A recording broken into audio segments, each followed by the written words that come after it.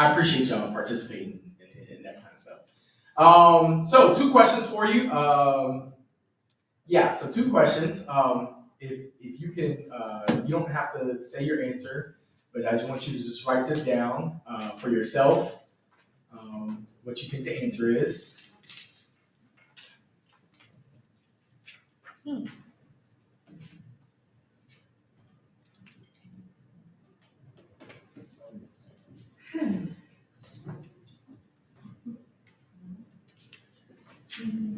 And Dr. Cobb sort of gave the second one away, but hopefully it's still. Everybody got their answers? All right. Is there a brave soul that wants to answer that first one for me? Go for it. I would say none of the places listed above because when they were taken, they weren't slaves. They became enslaved, so therefore slaves did not come from those places. Did everybody hear that? Yeah. Yes, on the money. Slaves don't come from anywhere. People are enslaved, okay? And so they don't come from anywhere. Slaves aren't born, things like that. People are enslaved, and so exactly what she's saying. So, yes, on the money. A lot of times folks, especially when I'm talking to students or whatnot, they're like, oh, yeah, Africa, whatever. No. People had occupations and were doing different things in their lives to support themselves, their families, and their communities. Then they were enslaved and and brought over here for the folks that were brought over here. So just something to think about. Does anybody know the answer to number two? This is a trick question. Go ahead. Anybody know? I shouldn't say trick question. Now nobody wants to answer, right? So go for it. 1965. Technically, you're correct, but let me add something to that. All right. So a lot of folks, when they get taught that when women were allowed to vote was 1920 with the suffrage movement. 1965 is actually when the Voting Rights Act, where it became all women, all those folks that identify with women were able to vote, not just certain ones. But it's actually 1984. Does anybody know why? There was one state that didn't ratify that amendment until 1984. I hope nobody in here is from Mississippi. Yes. Okay, well, yeah. So 1984 was when Mississippi finally ratified that amendment and became across the country. Okay, so that's when it actually, women were voting into this, but it actually wasn't technically ratified in their state constitution until then. So yeah, that was very interesting. All right, so yeah, those are just two things I like to, again, shake people up a little bit, have you think about. Again, first time I got asked that first question, my first instinct was, oh, Africa. I was like, nope. Then I was like, ooh, I'm so ashamed of myself. So, but that was me. And that's the process I had to go through, and I'm not afraid to share it. Okay, so next slide. All right, so I want to show you a video really quick, and we'll explain where this video is coming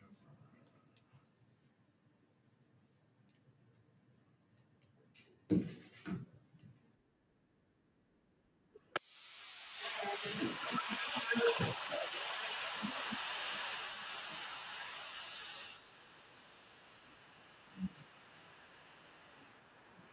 Okay. So, for some of you that may not have seen this, this is about 3 years ago. The guy in the middle, it was a crucial situation. They were in overtime. They were down by 2. He throws the ball away because he thought his teammate was going to be there, and starts walking, and his head is down.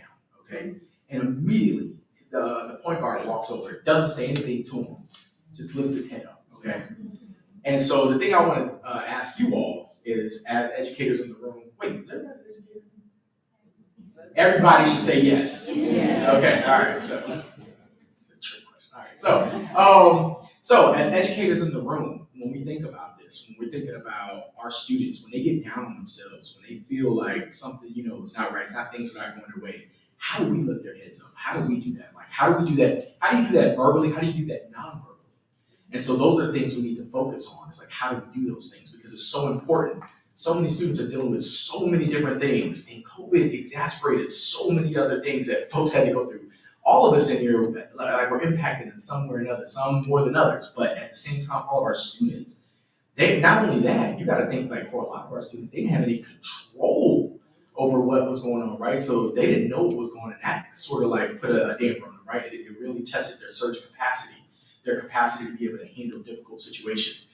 And so how do we do that for our students? How do we make sure that, we're lifting them up, and again, verbally or non-verbally? And so I just want you to keep that in your mind as we think about it. What I don't want to do is what's right here. This is a symbol of a toxic positivity. We don't want to just tell people all the time that, oh, everything's great, everything's going to be great. You shouldn't be sad because this is happening to you and things like that nature. When I'm talking about asset-based language, we're talking about focusing on the positive as far as like what to get to and things like that, not in the moment. Like, you're allowed to be upset. You're allowed to, be sad, frightened, all those different things. That's normal. That makes you human, okay? You can't have all good and no bad. You'll be out of balance. So with that being said, I just want to make sure that we're clear that we're not talking about toxic positivity. We're not talking about always telling students, oh, you're great and everything else like that. We don't want to do that. But we want to figure out how we can authentically and organically lift students up and make sure we're getting them to where they need to be, okay? And so here's a couple of strategies when we're talking about like how we can uplift students and thinking about that. And the reason I'm talking about this as it relates to how you can move towards more asset-based language is you got to be able to believe what you're seeing. Okay, your eyes, they don't believe everything they see, but you see everything you believe. Okay, and so the first thing I want to tell you is anytime you're working with students in any capacity, colleagues as well, learn their names as soon as possible. Okay, learn how to say it right. It may take you a couple tries. That's okay. Say people's name, practice with them. That's going to go a long way with students knowing that you care about them. Okay. Don't create a nickname for your convenience, especially for our students that may not have been from here or familiar with this culture, things like that. Don't create nicknames. Call people what they want to be called. Our names are our first presents that we're given. Okay, and so that means a lot to some people. It goes deeper than just like how you recognize them. That's who they are. That's who their destiny, their future is, depending on their culture. So we want to make sure that we're doing those things. And last but not least, if you have trouble, I know there's people, I can't remember names for nothing. I can't remember names for nothing. I'm gonna tell you something right now that may hurt your feelings. You don't remember the names of people that are important to you. Think about that, okay? So, but if you can't remember names, I get that, right? Try to at least call them a scholar or whatever occupation they're trying to get into, okay? So sometimes you may not remember because some of you may teach a lot of students at a short amount of time. So, try to call them by their occupation or a scholar so that way they can believe that that's what they're supposed to be called and that's what they're supposed to be doing, okay? So we want to make sure that we're doing those things. And that's an asset-based mindset.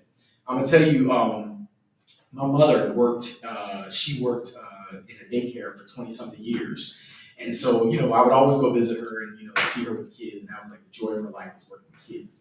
Well, one of the things that used to like not sit well with me is when sometimes you have parents come in, and this was across ethnicity, races, ages, things like that. You would have sometimes parents come in and be like, "Oh, here's my kid. You got to be worried because they bad." And it's just like, why would you say that? Like, as soon as you say that, your brain is going to do whatever you tell it to do, right? So it's going to follow whatever you tell it to follow. And so you have to be very careful about how you put things forward. And that's why I'm such a proponent of asset-based language. Because the minute you start telling people they're bad, they have to be that. Okay? The minute you tell students they're good, and it's not even that a kid is bad. For me, there may be some kids that give you trouble and everything. But it's more a reflection of whoever's bringing them up, right? So I think it's more so they're really projecting how they feel about themselves onto that kid, and then they're telling you about it. So, and maybe they need to be built up in some kind of way, right? They need somebody to hold their head up and things of that nature. So, with that being said, just thinking about that, try to, call people what they are, call them what they want to become, try to stay away from that negative language. And so a couple things, when we talk about language, this really will get sometimes people upset now. I'm gonna just tell you up front, all right? So is try not to say the word underrepresented. That's a common word, but it's based in deficit because it's looking at the outcome. It's not looking at if you think about a tree with the root and the fruit, underrepresented is the fruit. If I didn't water that tree correctly or put it in the right place, you're right, I'm not gonna have the fruit that I need, right? So sometimes you have people say things like, oh, this group is underrepresented. No. They were historically excluded, underserved, or marginalized. That's why you don't see them now. You can't sit there and, squeeze, blood out of a rock. Like, this is what you created. You need to really focus on, like, let's get started there. And, sometimes people are like, oh, well, it's a bigger issue to me. It's too late for that. Best time to plant a tree was 20 years ago. The next best time is when? Now, okay, so if it was an issue and it wasn't, do it now. Start working on that now, so that way nobody down the line can say that somebody's underrepresented. That we know that we're doing what we can to get in there. Another one is at risk or disadvantage. At risk is one I have a huge issue with because it focuses on the negative. It's very deficit minded because it's focusing on the worst thing that can happen. They're at risk of falling, at risk of not being here.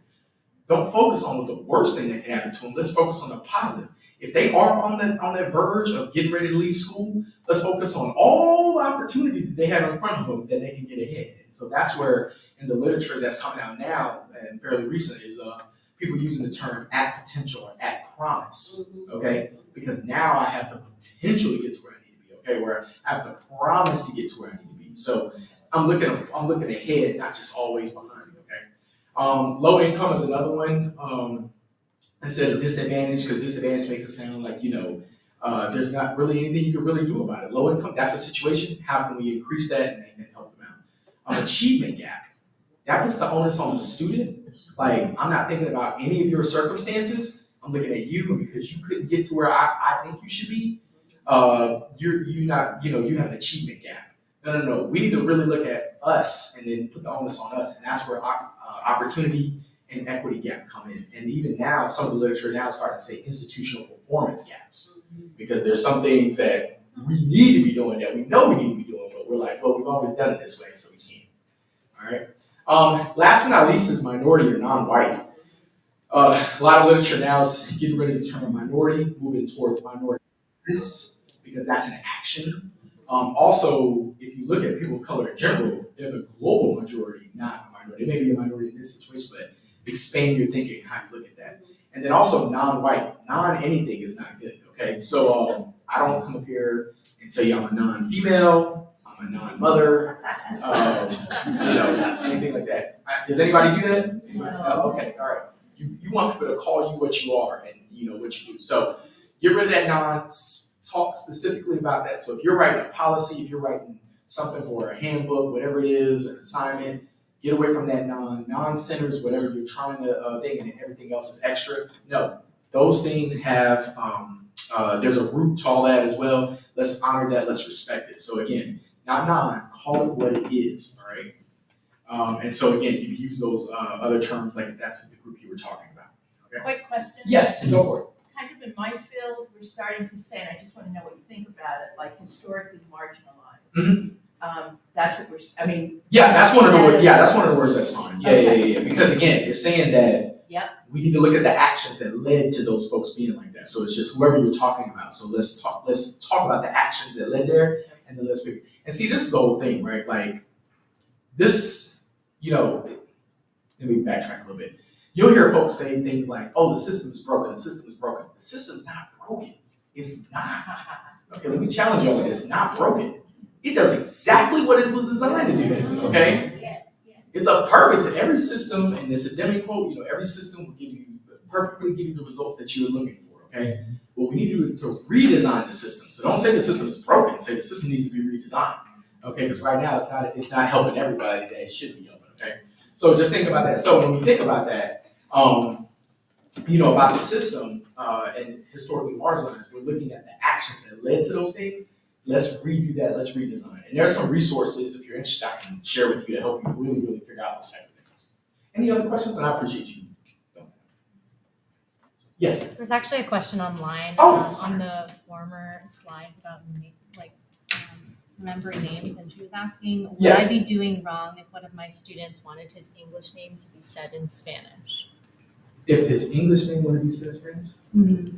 No, I mean, I'm a big proponent of let's call people what they want to be called, and that's why even when I share my pronouns, it's like that's how I identify. I'm hoping that other folks be willing to share how they identify and their names as well. And so, whatever name it is, tell me, and I don't care. And I'm telling you right now, I've had some names thrown at me in the past. Okay, so it's just like, oh. And earlier in my career, I'd be like, I gotta come up with something else to call you. But then, again, even from my own experience of my name being Howard, that's a difficult name for some folks. It's like, whoa, I need to pay homage and really honor what other folks are being called. So there are some folks from different cultures. I would tell you, especially some East Indians, some select countries in Africa. I've had some Japanese names that I've been like, oh, Lord, I don't know. So, but the fact that I was willing to practice with them went so far with them. And if I had to write it out phonetically and practice, I can't tell you how much that meant to those students because how many other people are doing that. And so it's just how can we further make them feel like they belong and are welcomed here, because if people can't even say your name, then again, do I belong here? And it makes people question that, and that leads to stereotype threat and, generalizations and things of that nature. So I hope that answers their question. Okay, all right, next. Okay, so these were supposed to show up, but I'm gonna just talk about it really quick. These are just some things to make your language more inclusive that you can think about. Instead of saying your girlfriend, boyfriend, your partners, your person, your boo, it's for the young kids. Instead of asking what you're doing for Christmas, just assuming that everybody celebrates Christmas, and I've had people tell me that everybody celebrates Christmas. No, they don't. There are some Christians that don't celebrate Christmas, so just thinking about that. So again, some ways you can be more inclusive, thinking about your language, more asset basis. I want to invite you in, empower you. You can register with disability services if you're handicapped. Even the word handicap has a horrible history behind it. Does anybody know the history behind that? Okay, so after World War II, service members that were coming back that were disabled in any capacity, lost a leg, arm, whatever, they weren't able to go work right away at certain places. So they would have to solicit help. And so one of the things they did was take their service cap and hold it out for people to give them money.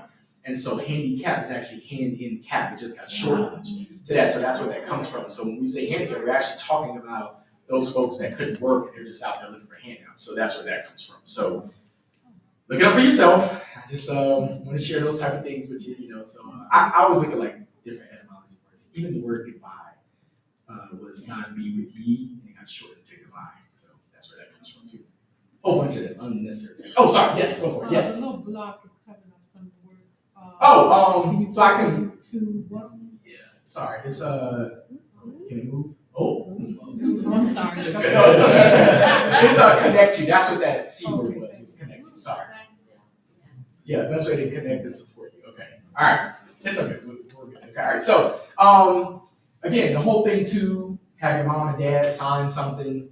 Again, everybody is not privileged to have that. So, one way is to say any person with a vested interest, especially for those of you that work in higher ed, because there's only certain things you can share. But if somebody with a vested interest, that can be anybody they want. It could be a friend, it could be, guardian, family member. Again, everybody wasn't fortunate to have a mom and dad that maybe raised them, or even they want to be associated with, depending on the situation, right? So if you just say vested interest, yeah, that's more inclusive. Okay, just thinking about that. Get your computer and email me when you need help. Again, making that assumption that everybody has the technology, hardware, and software to connect to the internet. So we want to be more inclusive when we're thinking about these things, having that asset mindset. Okay, like tell me what you need and what you have, and let me see what I can build on from there. Okay.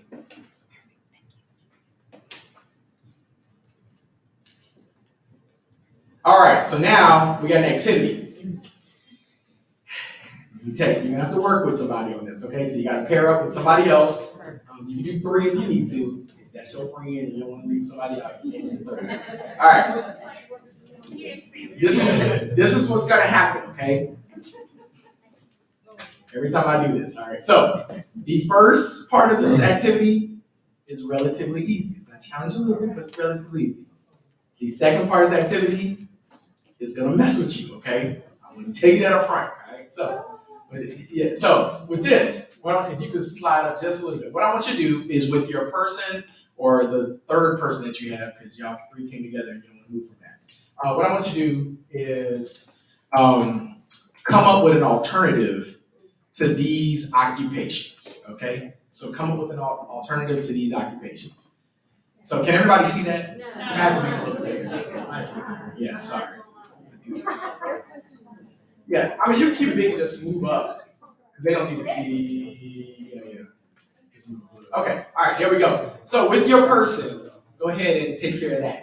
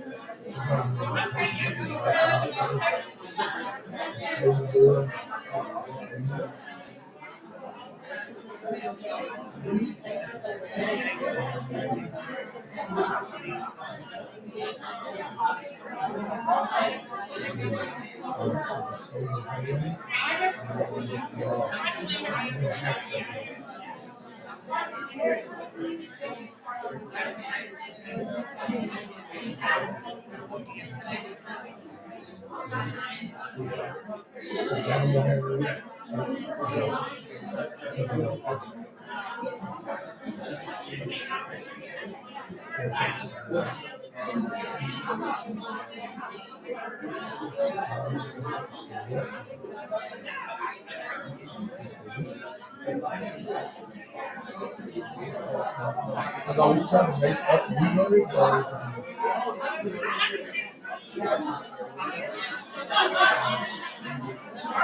like what is the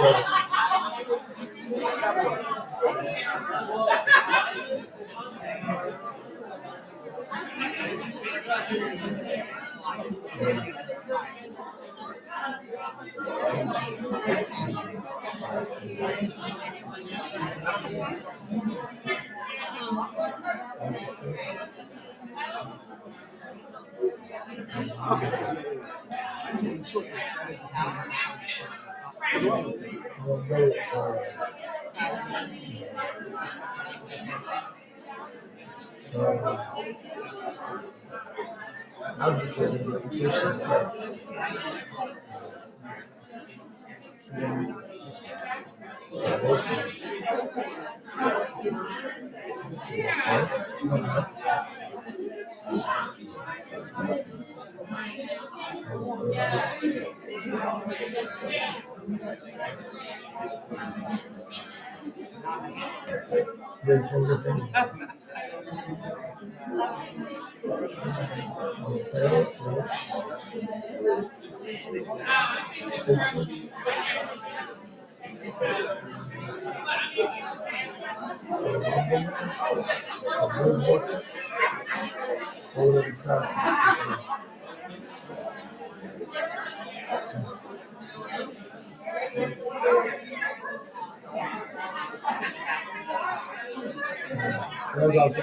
Okay.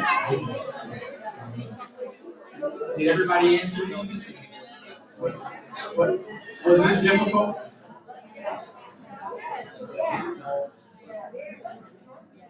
Okay, so a couple things I want to point out to you. Number one, this doesn't take into consideration when folks speak other languages, right? So we have to be mindful of that. So whenever you are describing something, take that into consideration. When I put suffix in there, there's a reason. Again, it's to really raise the consciousness of like. Oh, you wanted the documents. Yeah, I still need it. Sorry. It's up there at the top. Oh, but you got to share. Okay. All right, yeah, so we're almost done. All right, so here we go. So with this being said, there's a couple things with the language when you think about that. The other part is some of these you're gonna have to work and have a conversation with folks to try to figure out. Okay, if you can't figure it out right away, you just don't get rid of it. You got to figure out like what's another way we can describe this. And it's really important when we're talking to students about their futures and trying to be mindful of what that looks like. Okay, there are some things that have double definitions. Let's talk about what we're saying and try to be explicit about it, okay? We gotta be asset-based and thinking like, okay, what are all the things this could be? What are the things we want it to be? And figure out what that is, okay? So again, this is a tough activity. All right, if you can scroll down to the second page.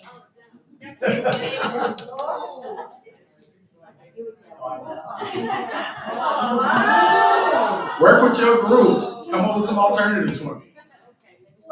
Are they positive or rich? How do you positive or saying?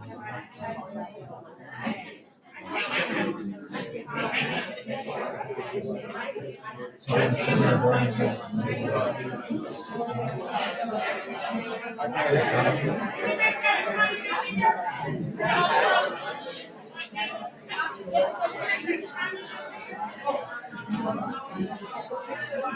okay. Let's go back to next week.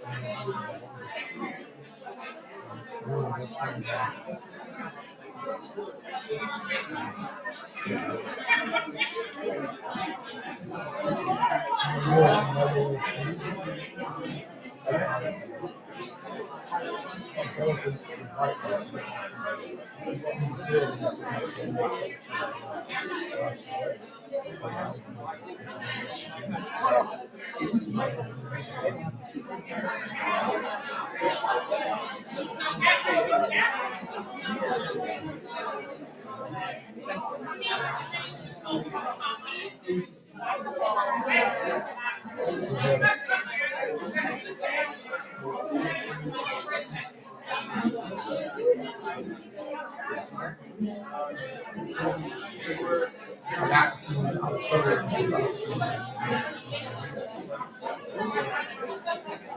no anything like the choice.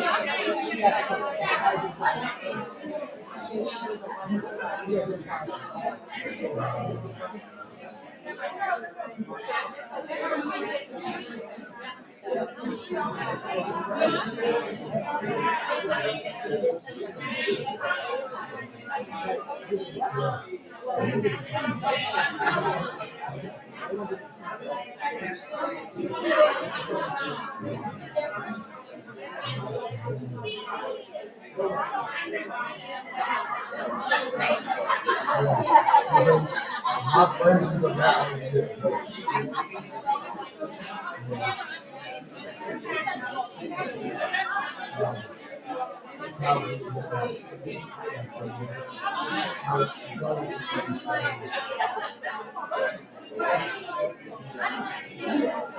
That's very cool.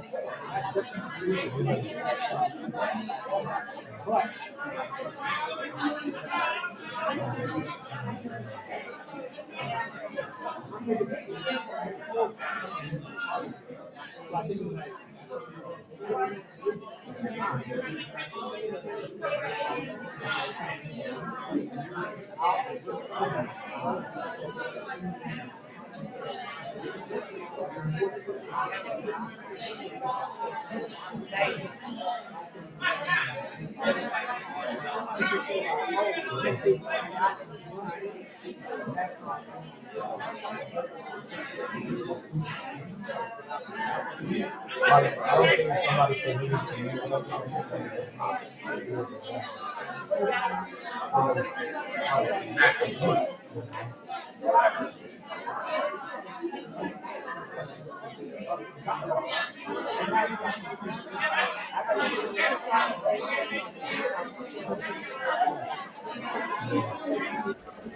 that's what we more interesting.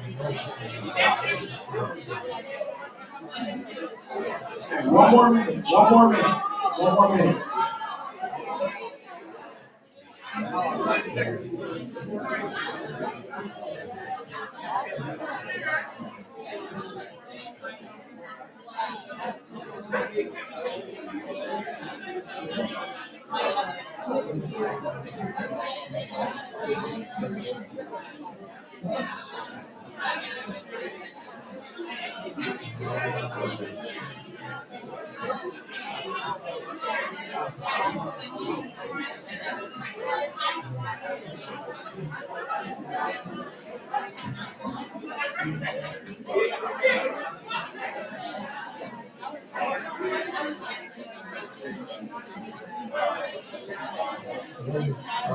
If I'm not mistaken, that would be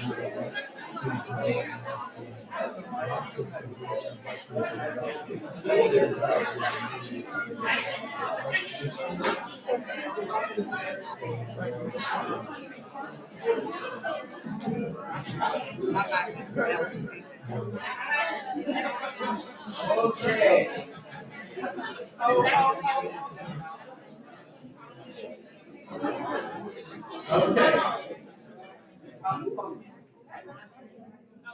Okay.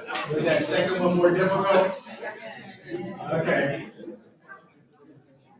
All right, look, I'm laughing because I really enjoy the learning process, seeing folks like really like challenge themselves, challenge each other to really figure this out. And again, I appreciate all you participating.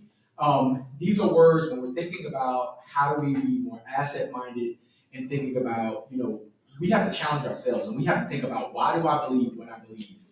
Because some of you believe things that you just told, some of you had one experience and you create this whole belief system on this one experience. And so we really need to really focus on like why do we believe what we believe, and we have to challenge ourselves daily. It has to be done daily. It can't be something that just whatever. No, this is something that if you expect to grow and evolve, something that you have to really like, why do I think that? And that's that metacognition, thinking about your thinking, okay? Because that is going to really control your actions. When you're thinking about certain things, you're using certain words, your words control, your thoughts control your actions. And so that's why that's so important. If we want to be more asset-minded, to really focus on the strengths of whoever we're helping, students, colleagues, whatever, we really have to think about, what are the words and the stories that we're telling ourselves? What are the words and the stories that we're telling others about ourselves, about others? And if we can start getting control of that, then we'll be better off in trying to help students down the road. You had a question? It goes with the implicit biases, right? You have to be aware of them, think about them. So I learned this whole asset management. Yes. Yeah, and it does tie into your biases. And so again, those things, develop those. But the thing about biases, I just want to say is like, number one, we all have them. You won't get rid of them, but you can limit the negative ones and promote the positive ones. Yes. So how do you do an asset-based language for your races? You can't call out like No, you do, but it depends on the context, right? So there are some people that sometimes people don't even understand what racism is or what race is, and they don't understand that racism spawns race. Race doesn't spawn racism, and so sometimes we have to help folks understand that. when we're telling folks they're racist, I mean, for the most part, are we done with them in that conversation? Because I'm gonna tell you right now, my experience, anytime somebody's been called that, they get super defensive and they shut down, and there's nothing else you can do to help them. So if there are certain situations you need to say that and keep it moving. But there are other situations where it's like, whoa, whoa, whoa, whoa, whoa. Let's talk about where that thought is coming from. Really talk about it. Yes, back here. We actually did talk about that one with your racist saying instead, maybe I don't think that was very inclusive because that's saying I don't think. So if they had some preconceptions from birth or from childhood, all that crap, if I would say, wait a minute, maybe what I said isn't normal. Because like you said, some people it's normal to say certain things. And like on TikTok, of course, I see this guy who he grew up in the KKK. His parents were KKK members. He has now unlearned all of that racism and is now an advocate against it.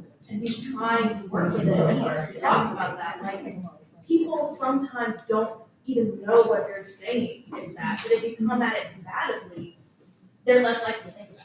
Yeah. You have to come at like, Yeah, and I have some other resources speaking exactly what you said, and that's a great way to, again, depending on the context, depending on your rapport, if somebody's maliciously trying to hurt you and some other things, maybe that's what you need to say to get their attention. Otherwise, what are some learning opportunities we can help them figure out, like where they're at and where they need to go, and just thinking about that. So yes, thank you for sharing that. Thank you for asking that question. That was a really, really good question to ask. So we go back to the presentation, and so we're wrapping. Ooh, I got 1 minute. All right, so okay, so all right, hold on. Okay. Who said that? I appreciate it. Yeah. So, again, this activity is meant to challenge you, have you start thinking about some common colloquialisms that you may hear, see, things of that nature.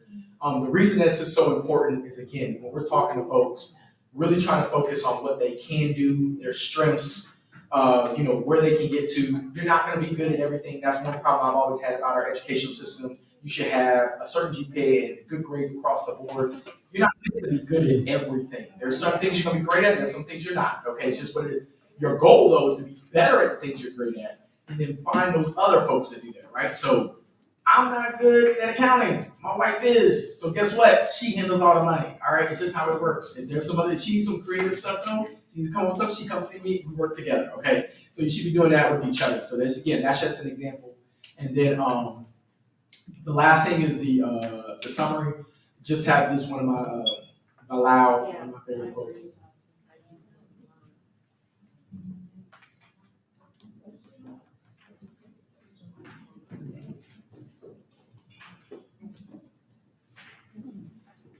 And we have to do this for ourselves in order to do it for the people around us, to do it for the people we're trying to help, okay? And that's just how it works. There's another book that I love that talks about the love that you have for yourself, for whoever you may pray or worship, and the love that you have for the people around you are exactly the same, okay? You can't love yourself more and not love the people around you. You can't claim to love a higher power or anything like that without loving yourself. So they're all interconnected. They're all exactly the same.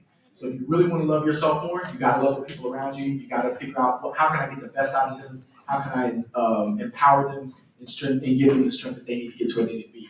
I appreciate it. I wish we had time for questions. I apologize. I know I went over. This is my contact information. If you want some additional resources, let me know. I'll be glad to send you stuff that I was a librarian in my past life. So I have a bunch of information, okay? So if I can help you. But thank y'all for being here. I appreciate y'all participating.